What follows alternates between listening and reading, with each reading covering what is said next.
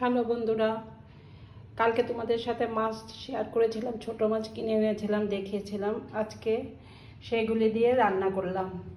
আজকে করলাম তোমার চিংড়ি মাছটা দিয়ে পুঁই শাক দিয়ে, আর এটাতে পাঁচমিশালি ছিল, পাবদা ছিল, টেংরা ছিল, তারপরে ভেদা ছিল, অনেক ধরনের মাছ ছিল। সেটা দিয়ে মিলিয়ে আলু, বেগুন, টমেটো, মূলা, আর আমরা এটাকে ব্রাহ্মণবাড়িয়া বলতাম কুমড়ার ডগা, তোমরা কি বলো জানি না, সেইগুলো দিয়ে এই ছোটো মাছটা রান্না করলাম।